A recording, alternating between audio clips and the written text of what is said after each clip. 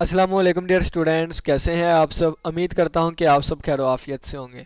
तो आज के दिन हम ग्रुप थ्योरी इसमें एक और कदम आगे बढ़ाएंगे और ग्रुप के रिलेटेड मज़ीद एग्जांपल्स देखेंगे। ठीक है, तो ग्रुप को पहले थोड़ा सा रिवाइज करवा दूंगा और उसके बाद दोबारा इन एग्जांपल्स पे चलेंगे। ठीक है, तो आज के लेक्चर में हम डिस्कस करेंगे abelian groups under multiplication. Under multiplication operation कौन कौन से ग्रुप जो है वो 5 प्रॉपर्टीज़ को सेटिस्फाई करते हैं, ये हम देखेंगे। उन 5 प्रॉपर्टीज़ के सेटिस्फाई करने की वजह से वो हमारे पास अबिलियन ग्रुप बन जाएंगे। ठीक है, तो सबसे पहले हमारे पास नॉन ज़ीरो रियल नंबर्स हैं, दूसरे नंबर पे हमारे पास क्यूब रूट्स ऑफ यूनिटी है, और फिर हमारे पास फोर्थ रूट्स ऑफ यूनिटी है। तो सबसे पहले हमारे एग्जाम्पल नंबर 8 है। तो एग्जाम्पल नंबर 8 को हम समझते हैं। पहले ना मैं थोड़ी सी आपको रिवीजन करवा देता हूँ कि ग्रुप अबिलियन ग्रुप क्या होता है। ठीक है, अगर किसी ने पिछले लेक्चर देखे हुए हैं तो उसकी मज़ीद रिवीजन हो जाएगी, और अगर किसी ने पीछे वाले लेक्चर्स नहीं देखे हुए तो फिर उसे ये जो इंट्रोडक्शन है या जो मैं बताने लगा हूँ ये उसके लिए बहुत ज़्यादा हेल्पफुल होगा। ठीक है, तो हमारे पास ना एक सेट दिया गया होता है। ठीक है, फ़र्ज़ किया मैं ये कह देता हूँ सेट एस है। ठीक है, या इसको जी का नाम दे दें या एस का नाम दे दें, जो सा मर्जी।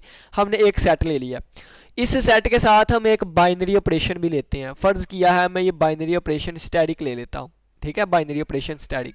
तो इस ऑर्डर पेयर को, इस अलजेब्राइक स्ट्रक्चर को मैं ग्रुप कहूँगा अगर ये 4 प्रॉपर्टी सेटिस्फाई कर ले और 5 प्रॉपर्टी सेटिस्फाई करें तो उस ग्रुप को अबिलियन ग्रुप यानी कि कम्यूटेटिव ग्रुप कहते हैं। ठीक है, तो अगर मुझे साबित करना है कि ये non real numbers, non zero real numbers, cube roots of unity और फोर्थ रूट्स ऑफ यूनिटी जो है, ये मैंने अगर साबित करना है कि अबिलियन ग्रुप्स हैं, तो इसका मतलब कि इन सभी पे 5 प्रॉपर्टी सेटिस्फाई होंगी। ठीक है, तो वो सारा हम आगे डिटेल से देखते हैं। ठीक है, तो सबसे पहले देखें कि अगर हमारे पास एक सेट दिया गया हो, इसको अगर हमने चेक करना है कि ये अंडर दिस ऑपरेशन ग्रुप है कि नहीं, तो सबसे पहली प्रॉपर्टी आती है क्लियर लॉ। क्लियर लॉ का मतलब होता है कि इस सेट के तमाम 2 एलिमेंट्स लें, तमाम 2 एलिमेंट्स के लिए, इस सेट के तमाम 2 एलिमेंट्स के लिए जब ऑपरेशन अप्लाई करेंगे उन पे, जब उन तमाम 2 एलिमेंट्स पे हम ऑपरेशन अप्लाई करेंगे तो इसका जो आंसर आएगा वो भी सेट में से ही आना चाहिए। अगर सेट में से आ गया तो इसका मतलब ये हमारे पास होल्ड कर गया। ठीक है, यानी कि पहली प्रॉपर्टी सेटिस्फाई हो गई। तो फिर इसके बाद आती है सेकंड प्रॉपर्टी। अब साथ ये भी एक थोड़ी सी एक्स्ट्रा चीज़ बता देता हूँ कि पहली प्रॉपर्टी कोई भी अगर सेटिस्फाई कर जाए तो इसको कहते हैं ग्रुपाइड। ठीक है, पहली प्रॉपर्टी जो भी सेट ये क्लियर लॉ होल्ड कर जाए उसको कहते हैं ग्रुपाइड। फिर आती है दूसरी property associative law. Associative law के लिए हम 3 एलिमेंट्स को लेते हैं, तो ए बी और सी, ये मैंने 3 एलिमेंट ले लिए। कहाँ से? सेट में से। तो a star b star c is equal to c is equal to a star b star c. ये एसोसिएटिव लॉ कहता है कि पहले बी और सी जो है इस पे ऑपरेशन अप्लाई कर दें, फिर ए पे अप्लाई करें, या पहले ए बी पे ऑपरेशन अप्लाई करें फिर सी पे अप्लाई करें, तो आंसर दोनों का सेम आना चाहिए। लेफ्ट हैंड राइट हैंड के साइड इक्वल आनी चाहिए। अगर इक्वल आ गई तो इसका मतलब है कि हमारे पास सेकंड प्रॉपर्टी भी सेटिस्फाई हो जाएगी। और ऐसा सेट जो कि पहली प्रॉपर्टी को सेटिस्फाई करे ग्रुपाइड कहलाता था। ऐसा सेट जो कि पहली और दूसरी प्रॉपर्टी को, क्लियर लॉ और एसोसिएटिव लॉ को होल्ड करे, इन दोनों को सेटिस्फाई करे, तो इसको सेमी ग्रुप कहते हैं। ठीक है, तीसरे नंबर पे हमारे पास प्रॉपर्टी आ जाएगी आइडेंटिटी। तो सेट एस के तमाम एलिमेंट्स के लिए एक ऐसा एलिमेंट मिल जाए, देयर एग्जिस्ट एलिमेंट, एक ऐसा एलिमेंट मिल जाए हमारे पास ई, वो भी हमारे पास इसी सेट में से आना चाहिए कि अगर हम ए पर राइट से आइडेंटिटी को ई को अप्लाई करवाएं या लेफ़्ट से ई को अप्लाई करवाएं तो हमारे पास ए पे कोई भी फ़र्क ना आए, तो फिर ऐसे एलिमेंट को ई को आइडेंटिटी कहते हैं। यानी कि कोई भी एलिमेंट है उस पे हमने ई अप्लाई किया है अंडर डैट ऑपरेशन के, तो ए पे कोई भी असर नहीं आया, तो जिसको अप्लाई करने से असर नहीं आया यानी कि ई को अप्लाई किया था ना, तो ई को आइडेंटिटी कहते हैं। एग्जाम्पल मैं दे देता हूँ, 2 में ऐड करें 0, 2 ही आएगा। 3 में ऐड करें 0, 3 ही आएगा। -7 में ऐड करें 0 तो -7 ही आएगा। किसी भी एलिमेंट में जब हम 0 को ऐड करते हैं तो एलिमेंट पे फ़र्क नहीं आता, दोबारा आंसर वही आ जाता है। तो इसका मतलब कि ज़ीरो किसी भी एलिमेंट पे फ़र्क नहीं लेके आता, तो ज़ीरो जो है अंडर एडिशन हमारे पास आइडेंटिटी होती है। आइडेंटिटी एक ऐसा एलिमेंट है जो कि फ़र्क ना लेके आए, ठीक है। जल्दी ये चीज़ें कवर करते हैं, ठीक है। फोर्थ नंबर पे हमारे पास आ जाता है इन्वर्स। इन्वर्स का मतलब ये है, अच्छा पहली तीन प्रॉपर्टीज़ अगर सेटिस्फाई हो जाए ना तो उसको कहते हैं मोनाइड, ठीक है। अब चौथे नंबर पे प्रॉपर्टी आती है इन्वर्स। इन्वर्स का मतलब है कि तमाम एलिमेंट्स के लिए हमारे पास एक ऐसा एलिमेंट एग्जिस्ट करना चाहिए, मैं जिसको ऐसे डिनोट करूँगा, एक बी कह देता हूँ, ठीक है ना, बी का नाम दे देता हूँ। एक ऐसा एलिमेंट बी एग्जिस्ट करना चाहिए वहाँ पे कि सच डैट कि अगर हमारे पास बी को अप्लाई करें राइट से या बी को अप्लाई करें लेफ़्ट से, ठीक है, ए पे अप्लाई किया राइट से या लेफ़्ट पे, तो आंसर आइडेंटिटी आ जाए, तो फिर हम कहेंगे कि ए बी का इन्वर्स है और बी ए का इन्वर्स है, ठीक है। और अगर कोई सेट ये चार प्रॉपर्टी सेटिस्फाई कर जाता है तो उसको ग्रुप का नाम देते हैं, ठीक है। तो पांचवी प्रॉपर्टी हमारे पास आती है कम्यूटेटिव लॉ। अगर कोई पांचवी प्रॉपर्टी यानी कि कम्यूटेटिव लॉ को भी होल्ड कर जाए तो वो कम्यूटेटिव ग्रुप बन जाता है। कम्यूटेटिव ग्रुप का दूसरा नाम है अबिलियन ग्रुप, ठीक है। तो कम्यूटेटिव लॉ कहता है कि तमाम दो एलिमेंट्स के लिए, तमाम दो एलिमेंट्स का मतलब है कि फर्ज किया अगर तीन एलिमेंट है ना, पहला दूसरा लेना, फिर पहला तीसरा, फिर दूसरा तीसरा, यानी कि हर एक पेयर को हमने उठाना है। तो तमाम दो एलिमेंट्स के लिए हमारे पास ए स्टार बी करें या बी स्टार करें तो लेफ्ट हैंड साइड का आंसर राइट हैंड साइड के इक्वल आना चाहिए। अगर इक्वल आ जाता है तो हम कहते हैं कि कम्यूटेटिव लॉ भी होल्ड कर गया। ये पांच प्रॉपर्टीज़ की बिना पे उसको अबिलियन ग्रुप का नाम देते हैं, ठीक है। तो चलिए आइए सबसे पहले हम नॉन जीरो रियल नंबर को अंडर मल्टीप्लिकेशन साबित करते हैं कि ये अबिलियन ग्रुप है, ठीक हो गया। ये सारी एक्सप्लेनेशन लिखी हुई है, हम इसको ही पढ़ लेते हैं। जो चीज़ें सोल्व होने वाली हुई तो वो मैं सोल्व भी करवा दिया करूँगा। कहता है show that the set of non zero real numbers. Non zero real number का मतलब है कि रियल नंबर का सेट लेना है लेकिन उसमें ज़ीरो नहीं होना चाहिए, ठीक है, ज़ीरो के अलावा। तो कहता है, या इसको ऐसे भी लिख सकते हैं माइनस इन्फिनिटी से ज़ीरो, और ज़ीरो शामिल नहीं करना हमने, और यूनियन ज़ीरो को शामिल ना करते हुए पॉजिटिव इन्फिनिटी, ठीक है, ये हमारे पास आ गया। कहता है इस तरह हमने लिया है is an abelian group under multiplication. इसको शो करें कि ये अबिलियन ग्रुप होगा अंडर मल्टीप्लिकेशन। कहता है since the product of two non zero real numbers is also non zero real number. कहता है जैसा कि दो रियल नंबर उठा लें आप, कोई भी दो रियल नंबर, फ़र्ज़ किया है मैं एक x ले लेता हूँ एक y, तो एक मैंने x ले लिया एक मैंने y ले लिया, कोई भी दो रियल नंबर ले लिए, ठीक है, और ये इस सेट से लिया जो हम सेट लेके जा रहे हैं, ठीक है, ये वाला सेट लेके जा रहे हैं ना, तो मैंने सेट भी ले लिया ये वाला ही, ठीक है। और इसमें से मैंने एक्स वाई दो रियल नंबर लिए और ना एक्स ज़ीरो के इक्वल है ना वाई ज़ीरो के इक्वल, ठीक है, क्योंकि इस सेट में ज़ीरो है ही नहीं। तो कहता है जब इन दोनों को मल्टीप्लाई करवाएंगे ना, क्या इन दोनों को मल्टीप्लाई करवाएंगे, यानी कि जब इन दोनों पे मल्टीप्लाई करवा दिया एक्स वाई मल्टीप्लाई हो गए दोनों, तो इसका जो आंसर आएगा वो भी रियल नंबर में से आएगा और वो आंसर ज़ीरो नहीं आ सकता, यानी कि वो भी आंसर इसी सेट में से आएगा, ठीक है। तो क्लियर लॉ क्या कहता था कि दो एलिमेंट्स लें, तमाम दो एलिमेंट्स के लिए ऑपरेशन मल्टीप्लिकेशन का अप्लाई किया यहाँ पे, तो आंसर भी रियल नंबर में से ही आएगा, नॉन जीरो रियल नंबर में से। तो इसका मतलब पहली प्रॉपर्टी क्लियर लॉ होल्ड कर गया। दूसरी कहता है कि एसोसिएटिव लॉ भी रियल नंबर में होल्ड करेगा, ठीक है, अंडर मल्टीप्लिकेशन। तमाम तीन एलिमेंट के लिए हमारे पास पहले वाई जी मल्टीप्लाई एक्स कर लें या एक्स वाई मल्टीप्लाई बाई जी कर लें, आंसर जो है वो सेम आएगा, एसोसिएटिव लॉ भी होल्ड कर जाएगा। अब इसमें मल्टीप्लिकेटिव आइडेंटिटी की बात करें तो वन जो है वो रियल नंबर में से एक ऐसा नंबर आया कि अगर इसको किसी भी एलिमेंट से मल्टीप्लाई किया जाए, 1 multiply by 5 answer 5, 5 multiply by 1 answer 5, -7 multiply by 1 -7, -7 multiply by 1 -7, तो 1 को राइट से अप्लाई करें या लेफ्ट से मल्टीप्लाई करवाएं, आंसर दोबारा दूसरा एलिमेंट ही आई जा रहा है, ठीक है। तो इसका मतलब कि 1 जो है वो जिसके साथ भी मल्टीप्लाई होए कोई भी फ़र्क नहीं लेके आता, तो 1 जो है वो नॉन जीरो रियल नंबर में हमारे पास आइडेंटिटी है, ठीक है। तो ये वाली चीज़ लिखा हुआ है कि मल्टीप्लिकेटिव आइडेंटिटी 1 है, is a non zero real number, क्योंकि हम नॉन जीरो रियल नंबर को लेके चल रहे हैं। कहता है सो देयर एग्जिस्ट 1, एक ऐसा रियल नंबर एग्जिस्ट करता है कि इसको राइट से मल्टीप्लाई करें या लेफ्ट से मल्टीप्लाई करें तो एलिमेंट पे कोई भी असर नहीं आता। तो ये हमारे पास 1 जो है ये आइडेंटिटी एलिमेंट आ गया, ठीक हो गया। अब फोर्थ प्रॉपर्टी की बात करें तो फोर्थ प्रॉपर्टी हमारे पास इन्वर्स होती है। क्या होता है? फोर्थ प्रॉपर्टी इन्वर्स होती है।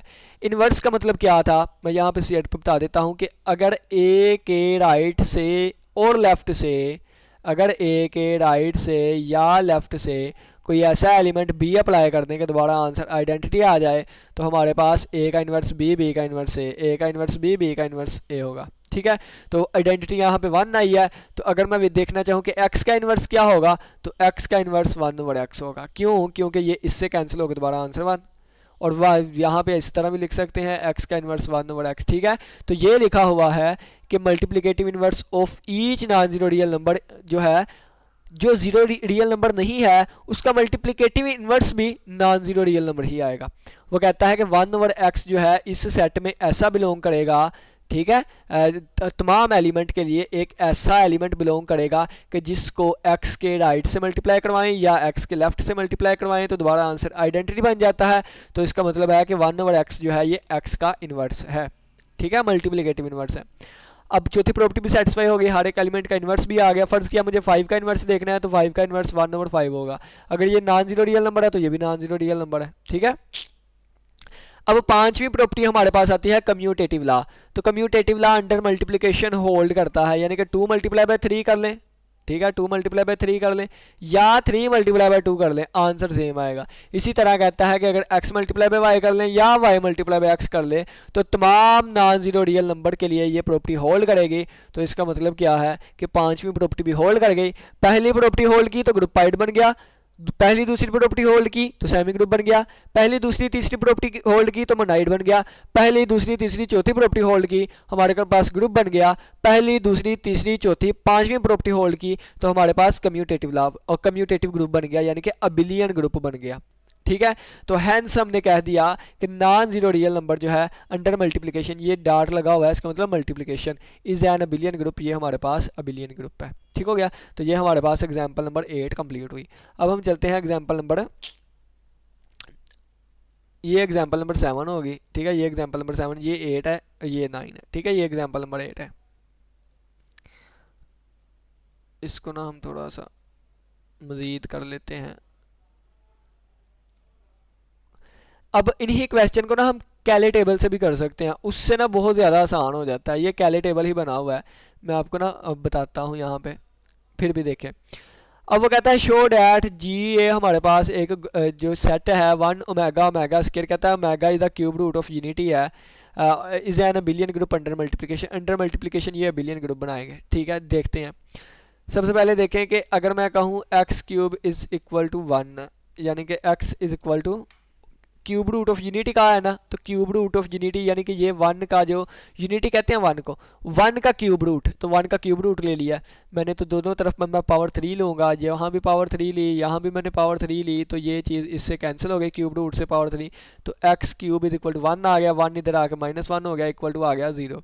ठीक है, तो यहाँ पे a cube minus b cube का फार्मूला लगेगा, a माइनस बी और आ जाएगा a square minus plus a b और प्लस से बी स्क्वायर और इज इक्वल टू 0। ठीक है, यहाँ पे 1 आ गया और यहाँ से हमारे पास x की वैल्यू 1 आ जाएगी। ठीक है, और यहाँ से अगर हम फाइंड करना चाहें तो x की वैल्यू हमारे पास आ जाएगी, दो वैल्यूज़ आएंगी, एक -1 और plus minus square root 3 iota by 2। ठीक है, एयोटा बाई 2 दो वैल्यूज़ आएंगी, एक प्लस में और एक माइनस में, तो इसमें से हमने प्लस वाली को ओमेगा का नाम दे दिया और माइनस वाली को ओमेगा स्क्वायर का नाम दे दिया। तो क्यूब रूट ऑफ यूनिटी हमारे पास 3 आ गए, कौन से, एक 1 एक ओमेगा और एक ओमेगा स्क्वायर। ठीक है, तो मैं न्यू पेज पे करके दिखाता हूँ ये चीज़ें, वहाँ से आपको अच्छे तरीके से समझ आएगी।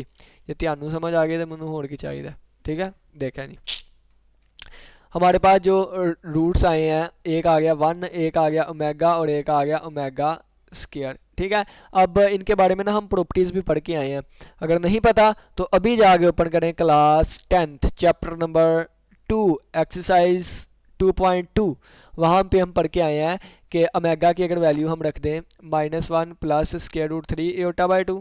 ठीक है, ये वैल्यूज़ मैं बता रहा हूँ, आपकी अपनी मर्जी है, जिसको मर्जी ओमेगा कह दे, जिसको मर्जी ओमेगा स्क्वायर कर दे, -1 स्क्वायर रूट 3 एयोटा बाई 2। ठीक है, अगर इन तीनों को यानी कि 1 प्लस ओमेगा स्क्वायर करेंगे और ओमेगा स्क्वायर की वैल्यू पुट करेंगे तो इसका आंसर 0 आएगा।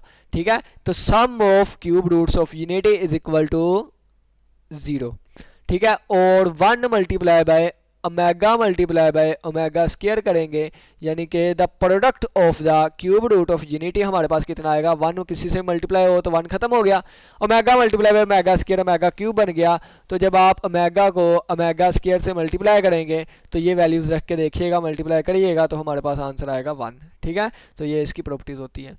अब इन 3 एलिमेंट्स के लिए देखें, हम ये सारी प्रॉपर्टीज़ चेक करेंगे। क्लियर लॉ, ठीक है, मैं टिक लगा दूंगा आगे, क्लियर लॉ, एसोसिएटिव लॉ, तीसरे नंबर पे हमारे पास आ जाएगा कौन सा था, आइडेंटिटी, फोर्थ नंबर पे आ जाएगा हमारे पास इन्वर्स, और 5वें नंबर पे आ जाएगा कम्यूटेटिव लॉ। ठीक है, तो इसको हम कैले टेबल से देखते हैं। कैले टेबल क्या करता है, कैले टेबल हमें तमाम पॉसिबिलिटीज़ बता देता है। देखिए, ये अंडर मल्टीप्लिकेशन चेक करना है, ठीक है, ये मैंने मल्टीप्लिकेशन का साइन लगा दिया। ठीक है, कौन कौन से हैं, 1 ओमेगा ओमेगा स्क्वायर है, 1 ओमेगा ओमेगा स्क्वायर मैंने लिख दिया, और 1 ओमेगा ओमेगा स्क्वायर है तो 1 ओमेगा और ओमेगा स्क्वायर आ गया। ये हमने इस तरह इसको बना लिया, इस तरह इसको बना लिया, इस तरह इसको बना लिया। अब देखें इसका मतलब क्या है, देखें कि ये ओमेगा हर किसी से मल्टीप्लाई होगा, ऑल पॉसिबिलिटीज़ इसमें आ जाती हैं कैले टेबल में। इसको कंपोजिशन टेबल का भी नाम देते हैं। ठीक है, कंपोजिशन टेबल और कैले टेबल। 1 को जब 1 से मल्टीप्लाई किया तो आंसर आ गया 1 आ गया, 1 को ओमेगा से मल्टीप्लाई किया आंसर आ गया ओमेगा, 1 को ओमेगा स्क्वायर से मल्टीप्लाई किया आंसर आ गया ओमेगा स्क्वायर। अब ओमेगा को 1 से मल्टीप्लाई किया आ गया ओमेगा, ओमेगा को ओमेगा से मल्टीप्लाई किया ओमेगा स्क्वायर। ठीक है, अब इसको इससे मल्टीप्लाई किया, omega multiply by omega square, omega की पावर आ गई 3। ठीक है, और ओमेगा की पावर 3 किसके इक्वल होता है, 1 के इक्वल होता है। ठीक हो गया, तो मैं ओमेगा क्यूब की जगह 1 ही लिख लेता हूँ। ओमेगा स्क्वायर को 1 से मल्टीप्लाई किया आ गया ओमेगा स्क्वायर, ओमेगा स्क्वायर को ओमेगा से मल्टीप्लाई किया ओमेगा क्यूब, जो कि 1 नहीं होगा। ओमेगा स्क्वायर ओमेगा की पावर 4 बन जाएगा, और ओमेगा की पावर 4 को हम लिख सकते हैं ओमेगा क्यूब डॉट ओमेगा, क्योंकि पावर 4 है, 3 + 1 लिख सकते हैं पावर को, 3 लैदा होगी 1 लैदा, तो ओमेगा क्यूब 1 होता है, तो सिर्फ और सिर्फ हमारे पास 1 मल्टीप्लाई ओमेगा ओमेगा बचेगा, यानी कि इसकी जगह पे आ गया ओमेगा। क्लियर लॉ कहता होता है कि किसी भी 2 एलिमेंट्स को आपस में मल्टीप्लाई करें तो दोबारा आंसर जो है वो उसी में से आना चाहिए। यानी कि क्लियर लॉ क्या था, ए और बी 2 एलिमेंट लें, तो जब ए और बी पे हम कोई भी ऑपरेशन अप्लाई करेंगे तो दोबारा आंसर जो है वो सेट से ही आना चाहिए। अगर यहाँ पे जी है, जी से ही आना चाहिए। तो अगर आप देखें तो इन जितनों पे भी हमने ये ऑपरेशन मल्टीप्लिकेशन का अप्लाई किया तो दोबारा आंसर क्या आ रहा है, यही आंसर आ रहे हैं ना, 1 omega omega square, 1 omega omega square, 1 omega omega square. तो इसका मतलब क्या है, क्लियर लॉ होल्ड कर गया, यानी कि जितने भी आंसर आए वो सारे के सारे दोबारा यहीं से आ रहे हैं, इसी सेट में से आ रहे हैं। इसका मतलब पहली प्रॉपर्टी सेटिस्फाई हो गई। दूसरी पे आ जाए एसोसिएटिव लॉ। अब ये देखें, ये 1 ये कम्प्लेक्स नंबर ही है, क्योंकि 1 को लिखा जा सकता है 1 + 0 एटा, ये भी ओटा वाला है कम्प्लेक्स नंबर, ये भी ओटा कम्प्लेक्स नंबर। ठीक है, तो हमारे पास वैसे भी दुनिया का हर नंबर जो है वो कम्प्लेक्स नंबर होता है, तो ये कम्प्लेक्स नंबर है, और कम्प्लेक्स नंबर में हमारे पास एसोसिएटिव लॉ होल्ड करता है। ठीक है, यानी कि पहले जिसको मर्जी, पहले 1 फिर ओमेगा ओमेगा स्क्वायर कर लें, या पहले 1 मल्टीप्लाई में ओमेगा फिर ओमेगा स्क्वायर कर लें, या पहले ओमेगा स्क्वायर मल्टीप्लाई में 1 फिर ओमेगा कर लें। आंसर हमेशा लेफ्ट हैंड साइड का राइट हैंड साइड क्या आएगा, ये हमारे पास एसोसिएटिव लॉ भी होल्ड कर गया। तीसरी बात है आइडेंटिटी। आइडेंटिटी एक ऐसा एलिमेंट होता है कि जिससे एलिमेंट मल्टीप्लाई करवाएं उस पर फ़र्क ना आए। ठीक है, यानी कि देखें, जब मैंने 1 को 1 से मल्टीप्लाई करवाया तो 1 पे कोई भी फ़र्क नहीं आया। जब मैंने ओमेगा को 1 से मल्टीप्लाई करवाया तो ओमेगा पे कोई फ़र्क नहीं आया। जब मैंने ओमेगा स्क्वायर को 1 से मल्टीप्लाई करवाया ओमेगा स्क्वायर पे कोई असर नहीं आया। यानी कि ये 1 एक ऐसा एलिमेंट है कि जिससे भी मल्टीप्लाई करवाया तो दोबारा आंसर वही आ गया। तो इसका मतलब है कि 1 हमारे पास क्या है, आइडेंटिटी है। ये हमने राइट से चेक कर दिया, अब लेफ्ट से कर लें। तो लेफ्ट से अगर बात करनी हो तो ये देखें दोबारा आंसर वही आ रहा है, यानी कि जब 1 को 1 से मल्टीप्लाई करवाया आंसर 1 आया, ओमेगा को 1 से आंसर ओमेगा आया, ओमेगा स्क्वायर को 1 से दोबारा आंसर ओमेगा स्क्वायर आया। तो इसका मतलब है कि राइट से या लेफ्ट से जब मैं 1 को मल्टीप्लाई करवाता हूँ दोबारा आंसर वही आई जा रहा है, तो 1 आइडेंटिटी आ गई। आइडेंटिटी चेक करना कि सिंपल मतलब ये है कि ये देखें, ये रो है ना, तो बिल्कुल यही रो आ गई। कब आई, जब 1 से मल्टीप्लाई करवाया तो 1 आइडेंटिटी है। इसी तरह अगर ये कॉलम है ना, तो यही कॉलम आ गया कब आया, जब मैंने इस कॉलम को 1 से मल्टीप्लाई करवाया था। तो इसका मतलब कि 1 क्या है, आइडेंटिटी है। तो हमारे पास यहाँ पे आइडेंटिटी आ गई, 1 आ गई। नंबर 4 की बात करें तो ये हमारे पास इन्वर्स होता है हर एक एलिमेंट का। तो देखें इस रो में भी हमारे पास 1 आ रहा है, इस रो में भी हमारे पास आइडेंटिटी आ रही है, यहाँ पे भी आइडेंटिटी आ रही है। ये आइडेंटिटी कब आई, जब 1 को 1 से मल्टीप्लाई करवाया तो 1 का मल्टीप्लिकेटिव इन्वर्स 1 है। ये कब आया, जब मैंने ओमेगा को ओमेगा स्क्वायर से मल्टीप्लाई करवाया तो ओमेगा का मल्टीप्लिकेटिव इन्वर्स ओमेगा स्क्वायर है। ये कब आइडेंटिटी आई, जब मैंने ओमेगा स्क्वायर को ओमेगा से मल्टीप्लाई करवाया था तो omega square multiplicative inverse omega है। ठीक है, आप इसको जैसे मर्जी चेक करें। ठीक है, कॉलम वाइज भी कह सकते थे, यहाँ पे आइडेंटिटी आ रही है इस कॉलम में, यहाँ पे आइडेंटिटी आ रही है इसमें ये। तो एट द एंड वन का इन्वर्स वन, ओमेगा का ओमेगा स्केयर और ओमेगा स्केयर का ओमेगा, ये हमारे पास हर एक एलिमेंट का 3 ही एलिमेंट थे, तीनों एलिमेंट का इन्वर्स भी एग्जिस्ट कर गया। तो इसका मतलब है कि हमारे पास इन्वर्स भी आ गया, फोर्थ प्रॉपर्टी भी सेटिस्फाई हुई। पांचवी प्रॉपर्टी है कम्यूटेटिव ला। तो कम्यूटेटिव ला कम्प्लेक्स नंबर में होल्ड करता है, वन प्लस ओमेगा कर लें, वन मल्टीप्लाई बाय ओमेगा कर लें, या ओमेगा मल्टीप्लाई बाय वन कर लें, omega square multiply by omega कर लें, या omega multiply by omega square कर लें। लेफ्ट हमेशा राइट के इक्वल आएगा। इसका मतलब है कि हमारे पास कम्यूटेटिव ला भी होल्ड कर गया। तो इन 5 प्रॉपर्टीज़ के होल्ड करने की बिना पे हम इसको नाम देंगे अबिलियन ग्रुप, कम्यूटेटिव ग्रुप का। ठीक है, तो ये अब सारी चीज़ें देखें, ये यहाँ पे लिखी हुई हैं, आप इसको पढ़ लीजिएगा। ये उन्होंने कैले टेबल बनाया हुआ है और ये साथ बताया हुआ है कि ये प्रॉपर्टी होती है ओमेगा क्यूब 1 के इक्वल होता है। ठीक है, चलें जी, इसको देख लीजिएगा। आगे चलते हैं हम इस पे, ये लें जी। अब ये फोर्थ रूट ऑफ यूनिटी आ गया। फोर्थ रूट ऑफ यूनिटी कैसे फाइंड करने हैं ये भी मैं आपको बता देता हूँ। ये तो सेट खुद दे दिया है ना, अगर सेट ना दिया गया हो तो फिर कैसे फाइंड करने हैं हमने। x is equal to fourth root, यानी कि 1 की पावर 1/4, या ये इस तरह 4। ठीक है, ये फोर्थ रूट बन गया हमारे पास। दोनों तरफ पावर 4 लूँगा, यहाँ भी पावर 4 आ गई, यहाँ भी पावर 4 आ गई, तो ये 4 4 फोर्थ रूट काटा गया पावर 4 से। तो x की पावर 4 इज इक्वल 1 आ गया था, 1 इज इक्वल इधर आके -1 हो गया। तो ये इसको लिख सकता हूँ x स्केयर का स्केयर, और ये आ गया -1 इक्वल टू 0। तो ये ए स्केयर, इसका भी स्केयर लिख सकता हूँ, 1 का स्केयर 1 नहीं होता है। तो ए स्केयर माइनस बी स्केयर का फार्मूला बन रहा है, यहाँ पे ए की वैल्यू ये वाली है, तो बन जाएगा ए स्केयर माइनस बी। ठीक है, और ये बन जाएगा ए प्लस बी। ठीक है, तो यहाँ पे अगर हम देखें तो ये हमारे पास बन जाएगा, या ये वाला फैक्टर 0 होगा, या ये वाला फैक्टर 0 होगा। ठीक है, तो यहाँ से हमारे पास x की कीमत निकल के आएगी, x square is equal to 1 हो गया। ठीक है, और x की कीमत यहाँ से निकल के आ गई +-1। ठीक है, +-1। और दूसरा फैक्टर की अगर मैं बात करूँ तो यहाँ से x square is equal to -1 के इक्वल आएगा। ठीक है, तो x square -1, x square is equal to -1 है, दोनों तरफ मैंने स्केयर रूट लिया, यहाँ प्लस माइनस आ जाएगा, यहाँ भी स्केयर रूट। तो x की कीमत आ गई +- और माइनस स्केयर रूट, ये हमारे पास योटा होता है। तो 4 आंसर आ गए हमारे पास, +-1 और +- योटा। इसको भी कैले टेबल से चेक करेंगे तो हमने सिंपली क्या किया है, हमने अंदर मल्टीप्लिकेशन एक टेबल ड्रा कर लिया है। देखें,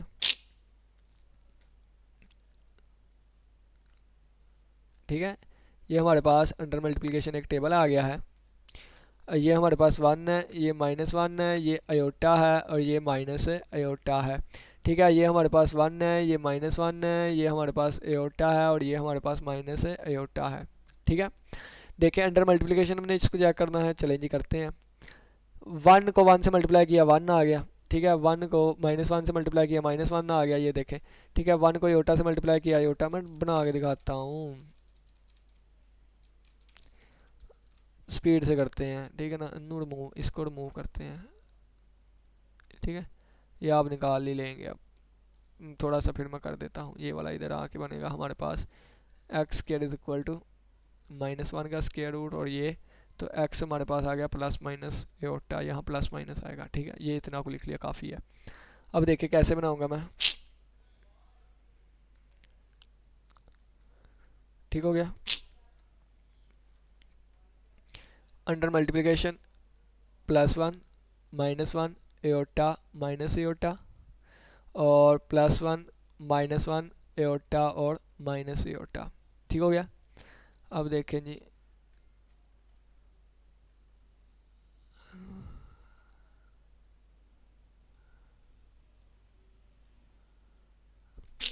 चलें जी स्टार्ट करते हैं। देखें 1 को 1 से मल्टीप्लाई किया 1, 1 को -1 से -1, 1 को एओटा से एओटा क्या हो गया, 1 को एओटा से मल्टीप्लाई किया तो ये हमारे पास आ गया एओटा, 1 को माइनस एओटा से तो माइनस एओटा, -1 को इससे तो ये -1 हो गया, माइनस माइनस +1 हो गया, माइनस एओटा हो गया, और ये minus minus plus minus plus aorta हो गया। ठीक है, ये देखिए एओटा मल्टीप्लाई बाय 1 एओटा हो गया, aorta multiply by -1 minus aorta हो गया। अब aorta multiply by aorta, aorta square, और एओटा स्क्वायर -1 के इक्वल होता है। ठीक है, आपको पता है ना एओटा स्क्वायर -1 के इक्वल होता है।